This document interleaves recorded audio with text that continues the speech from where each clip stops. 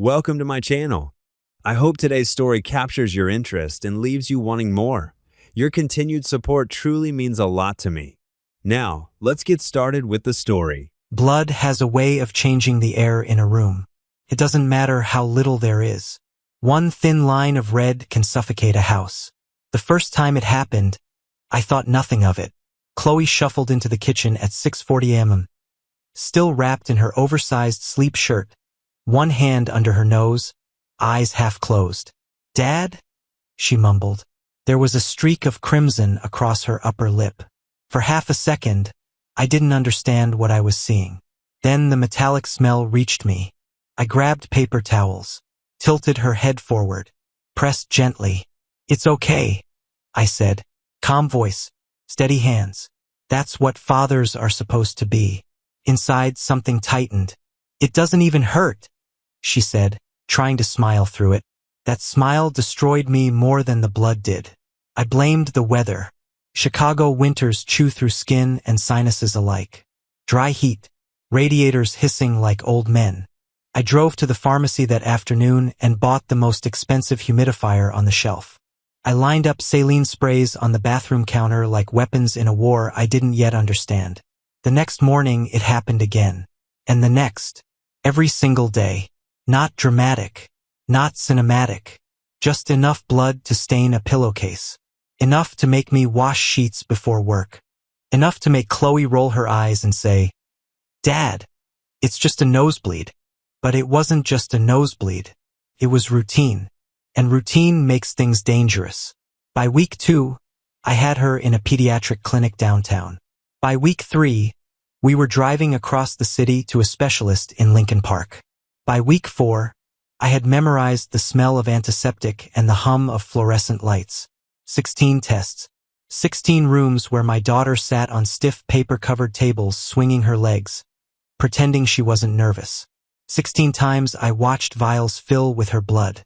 Blood panels, hormones, clotting factors, allergy screenings, autoimmune markers, even oncology testing. I said yes to everything. I would have sold my car if someone had told me it would give me an answer. But every result came back the same. Normal, perfect, healthy. Doctors shrugged with professional detachment. "Sometimes kids get recurrent nosebleeds. It'll pass. Monitor it. Monitor it." As if I hadn't been monitoring every breath she took since she was born. I stopped sleeping properly. I would wake up in the middle of the night and walk to her room. I'd stand in the doorway and listen to the rhythm of her breathing. I'd check her pillow in the dark with my phone flashlight, praying I wouldn't see red. Sometimes I did. And every time I did, something inside me slipped further out of place. I started snapping at small things. Traffic. Co-workers. At the microwave when it beeped too loudly. Fear doesn't always look like fear. Sometimes it looks like irritation. Sometimes it looks like a man unraveling quietly. And through all of it, the bracelet stayed on her wrist. Linda had given it to her exactly 1 week before the first nosebleed. My ex-mother-in-law never visited without an agenda. That woman treated kindness like currency, always expecting a return. She showed up on a Sunday afternoon, perfume thick, smile sharp. "For my granddaughter," she said, producing a small velvet box like she was unveiling a crown jewel. Inside was a vintage metal bracelet. Heavy, old-fashioned, silver-colored with delicate floral engravings along the band. It looked antique. The kind of thing someone might find in a second-hand shop and call charming. "For good luck," Linda added, eyes sliding toward me for just a second too long. Chloe loved it instantly, slipped it on and admired it in the light. "It's beautiful," she said. Linda watched her like a scientist observing a reaction. I didn't like that look, but I said nothing, because technically, Linda had visitation rights at that point. Limited, supervised before, but the last hearing had loosened restrictions slightly. I had primary custody after the divorce from Megan, and that had poisoned Linda against me permanently. She believed I had stolen her granddaughter. In court, she'd glared at me as if I were something diseased. "You won't keep her from us forever," she'd whispered in the hallway after the ruling. I dismissed it as bitterness. I shouldn't have. Chloe wore the bracelet constantly. School, bed, shower. She said it made her feel protected, like it carried history, like it meant something. I noticed a faint green tint on the inside of her wrist once. Assumed it was cheap alloy reacting to skin oils. Normal. Harmless. That word again. Months passed. Blood every morning. 16 clean tests. No explanation. I began questioning myself. Was I exaggerating? Was I paranoid? Was I turning into one of those fathers who invent monsters where none exist? Then came the afternoon at the park. It was warmer that day. Early spring finally pushing winter out of Chicago's lungs. Chloe was on the swings, hair flying behind her, laughing for real. Not the forced smile she used at clinics. I remember thinking, maybe it's fading. Maybe this nightmare is ending. Then I saw it. The green discoloration around her wrist was darker. Not just a surface stain. It looked embedded in the skin. An elderly man was sitting on a bench nearby, reading a paperback. He stood slowly and approached us. He didn't look threatening. He looked concerned. "Excuse me," he said gently. "How long has she been wearing that bracelet?" I stiffened. Instinct. Always. "Why?" I asked. He leaned slightly closer, careful not to invade space. His eyes focused on the metal, not on Chloe's face. "That alloy," he murmured. "I've seen that before." "Seen what?" He straightened. "I'm a retired chemist. Industrial materials analysis. 40 years. He gestured subtly toward Chloe's wrist. "That green isn't simple oxidation." My pulse thudded in my ears. "What is it then?" His face lost color. "Take it off her," he said. Not loud. Not dramatic. Urgent. Now. Chloe looked confused. "Dad." I didn't hesitate. I unclasped it immediately. The metal felt cold. Heavier than it should have. "What are you saying?" I asked. He inhaled slowly. "Certain low-grade vintage alloys, especially imported ones, can contain trace heavy metals. Lead compounds, cadmium, even arsenic residues in rare cases. When they degrade, especially with moisture and body heat, they can leach." The word leach made my stomach twist.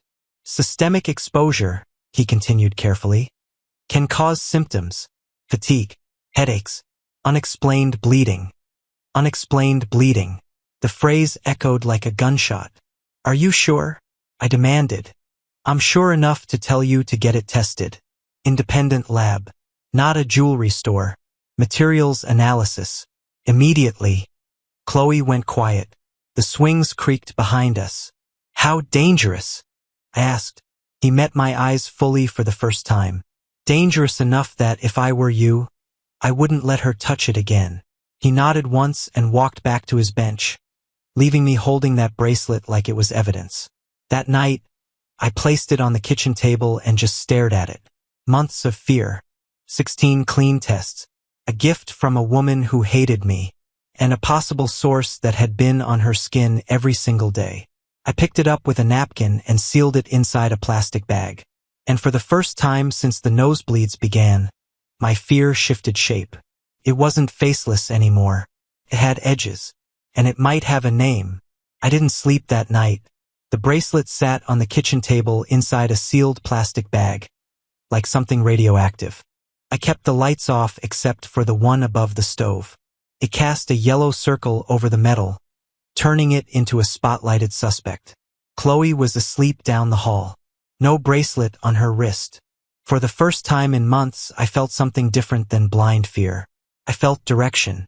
At 6:30 a.m. She walked into the kitchen, rubbing her eyes. I watched her carefully, scanning for it. No blood. My heart didn't dare celebrate. "Dad?" she asked. "Why are you staring at me?" "Just checking something," I said. She touched her nose automatically. Clean. We made it through breakfast without incident. I kept glancing at her face like a man waiting for a crack in glass. Nothing. By noon, I had called 3 independent materials laboratories outside Chicago. The 4th one agreed to take the bracelet for urgent analysis. I didn't want a jewelry appraisal. I didn't want an opinion. I wanted chemistry. I drove it there myself. An industrial building an hour outside the city. No storefront. No charm. Just a metal door and a receptionist who didn't ask unnecessary questions. Chain of custody? She asked. Yes, I said. My voice didn't shake. I signed paperwork. Left the sealed bag on a stainless steel counter. Watched it disappear through a door marked restricted access. Then I drove home and waited. The first morning without a nosebleed could have been coincidence. The second morning felt heavier.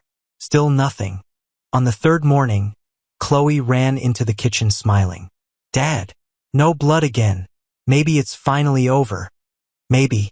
Or maybe something had been poisoning my child slowly and we had just removed it. I didn't tell her my thoughts. Children deserve safety, not suspicion. The lab called on the fourth day. I stepped outside to take it. My hands were steady when I answered. This is Daniel Harris. A pause. Mr. Harris, we've completed preliminary analysis on the metal sample you submitted. Preliminary. Go on, I said. There are elevated levels of lead and cadmium present in the alloy. Trace arsenic compounds as well. My vision narrowed. Define elevated. High enough to be unsafe for prolonged dermal contact, especially for a child. The words landed like stones. Could exposure cause recurring nosebleeds? I asked.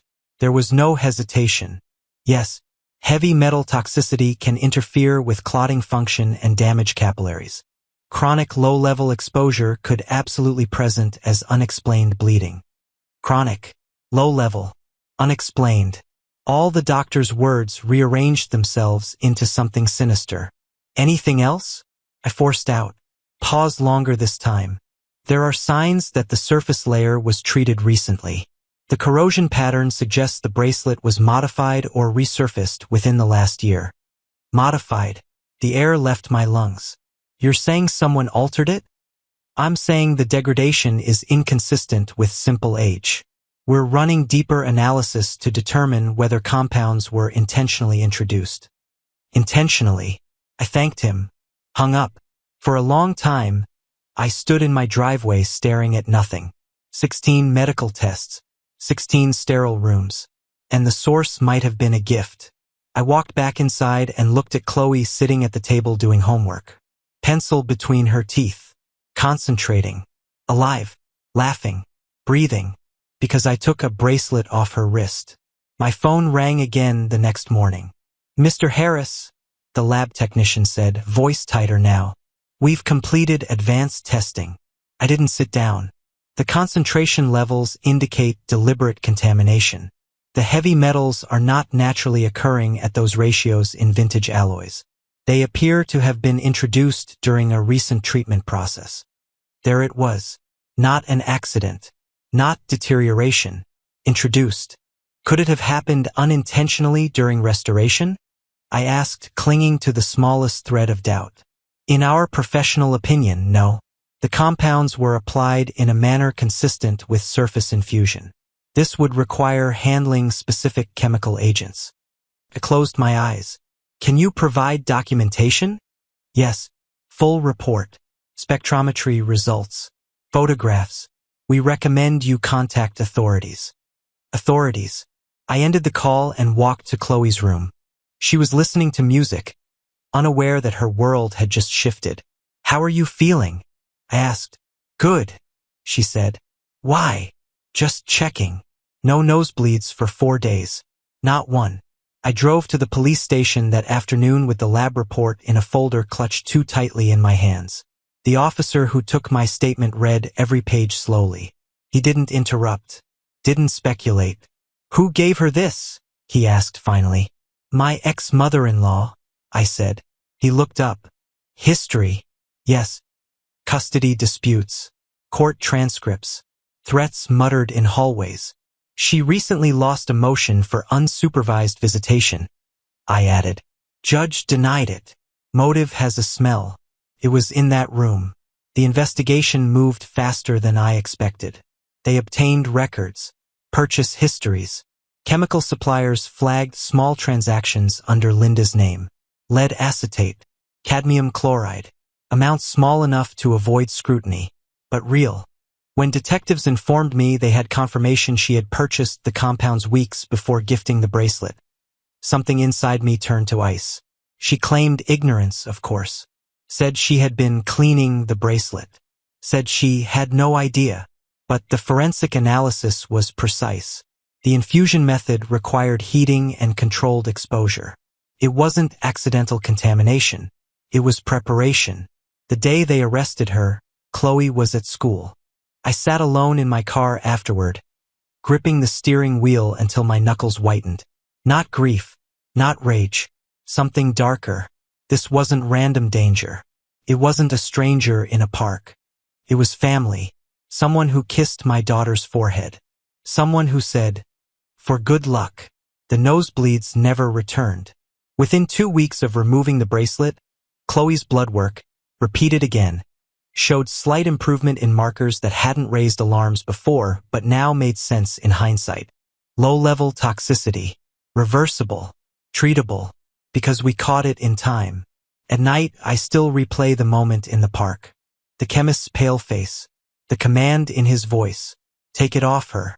Now, if he hadn't spoken, if I had dismissed him, if I had believed the doctor's shrugs over my instinct. I don't finish that thought. Some dangers knock on your door. Others smile and hand your child a gift. When the police told me they had enough to move forward, I didn't feel relief. I felt confirmation. There is a terrible clarity that comes when your worst suspicion stops being a suspicion. It becomes fact. They executed a search warrant at Linda's house 2 days after the lab's final report. I wasn't there. I didn't want to be. I couldn't trust myself to stand calmly in the same room as her. But the detective called me afterward. We recovered chemical containers consistent with the compounds identified in the bracelet, he said. Heating equipment, protective gloves, documentation. Documentation. What kind? I asked. Printed research articles on dermal absorption rates of heavy metals. Notes in the margins. The air left my lungs. Notes. She hadn't acted blindly. She had studied. Any indication she intended permanent harm? I forced myself to ask. A pause. The concentrations suggest prolonged exposure would have worsened symptoms over time. Escalation was possible. Escalation. My hands went numb. She hadn't tried to kill Chloe quickly. That would have been obvious. Dramatic. Traceable. This was slower. Softer. A drip of poison disguised as love. When they arrested her, she insisted it was misunderstanding. That she was restoring the bracelet. That she didn't realize certain compounds were dangerous. But purchase records told a different story.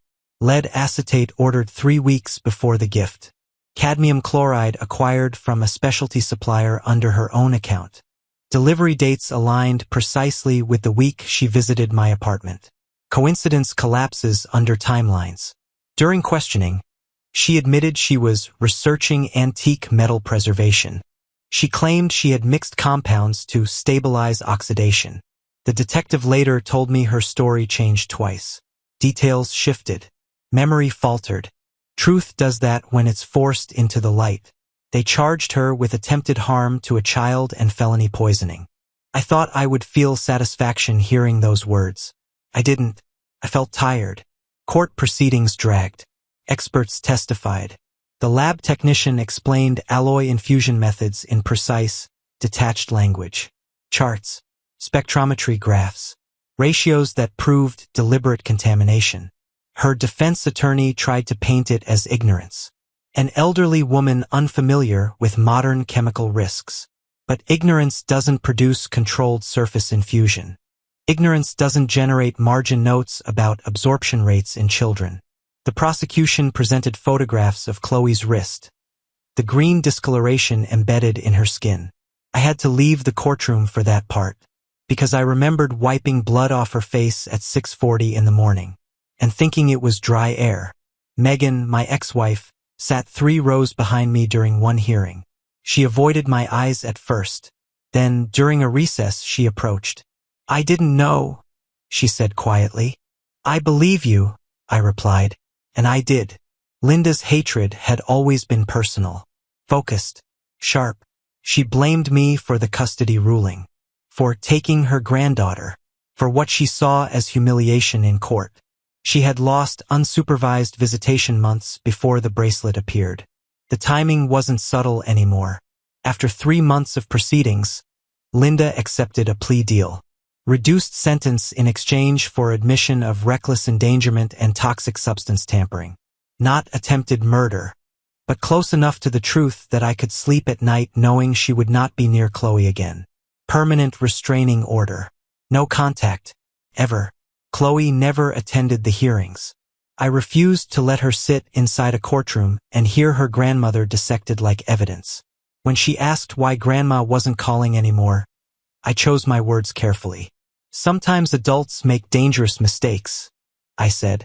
And when they do, there are consequences. She nodded. Kids accept boundaries more easily than adults. Within weeks of removing the bracelet, her symptoms vanished completely. No more nosebleeds, no fatigue, no headaches.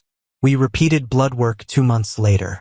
Trace markers that had once sat quietly near borderline values had normalized. The pediatrician looked at the chart and then at me. You caught it early, she said. Caught it, like it had been a falling object. But it hadn't fallen. It had been placed. Intentionally. I kept the lab report in a locked drawer at home. Not out of obsession. Out of reminder. Because I learned something I can't unlearn. Danger doesn't always break in through windows. Sometimes it arrives gift-wrapped. I replay the park in my mind often.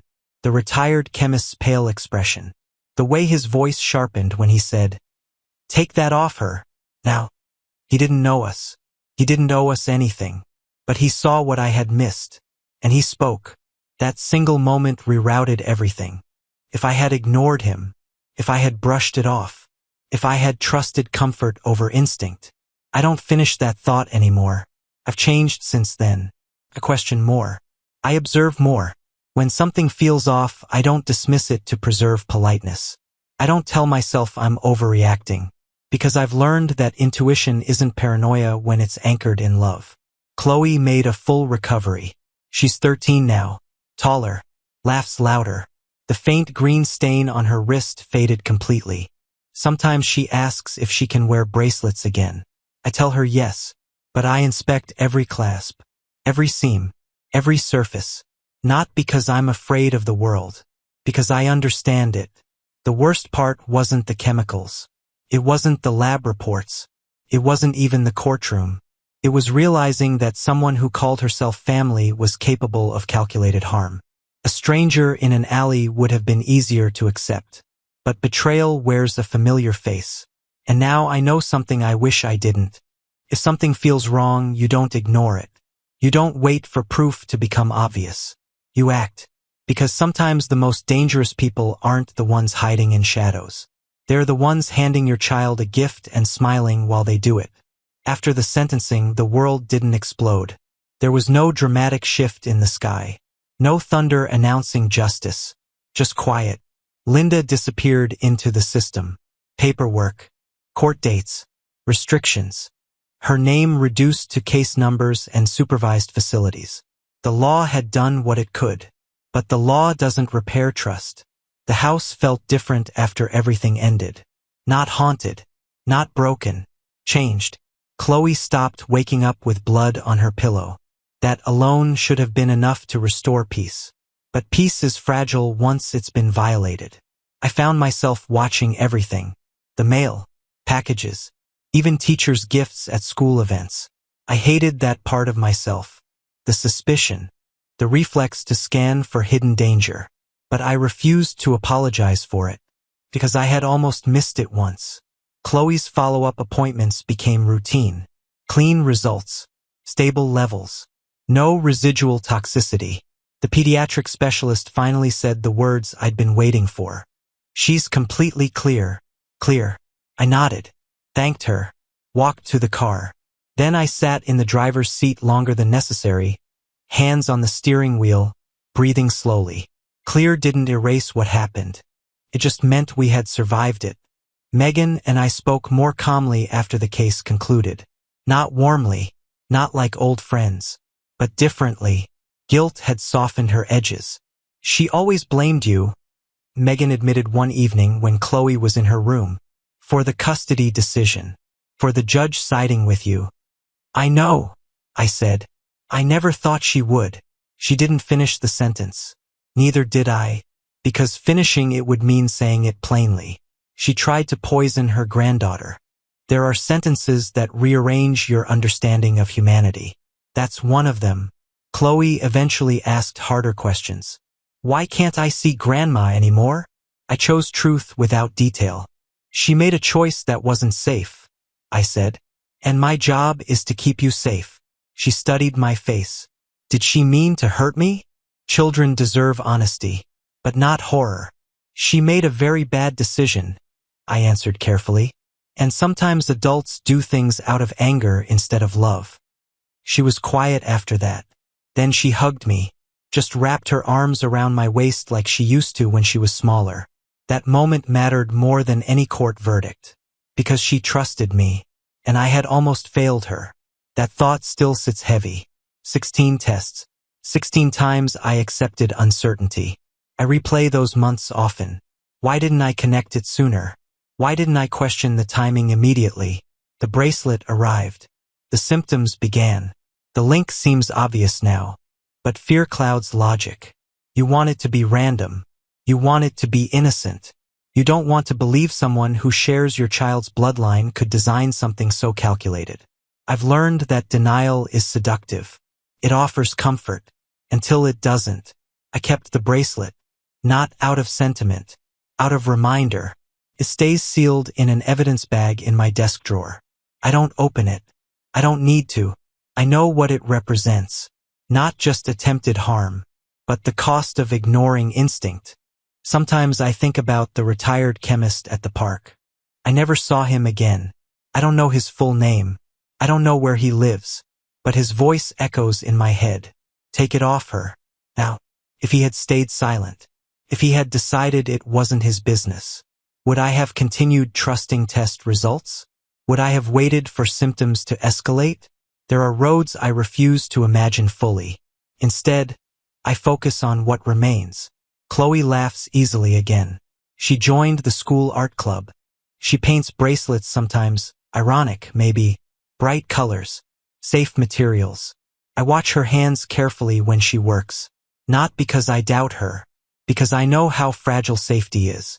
The hardest lesson wasn't about chemistry. It was about proximity. We teach children to fear strangers in dark alleys. We rarely teach them that danger can sit at the dinner table, that harm can wear perfume and say, for good luck. Family is supposed to be sanctuary. When that boundary breaks, something inside you recalibrates permanently. I don't trust easily now. Not gifts, not gestures that feel performative. If something feels off, I don't bury the feeling to avoid conflict. I act. I investigate. I ask questions even if it makes me look paranoid. Because paranoia saved my daughter. Or maybe it wasn't paranoia. Maybe it was instinct sharpened by love. The case is closed. The bracelet is sealed. Chloe is healthy. But the lesson remains. Sometimes the most dangerous people are not the ones hiding in shadows. They're the ones who know your address. The ones who know your routines. The ones who know exactly how to hurt you without leaving fingerprints. And now I know this. If something feels wrong, you don't ignore it. You don't rationalize it. You don't wait for proof to become catastrophic. You act. Because sometimes the threat isn't coming from outside the family. Sometimes it's already inside.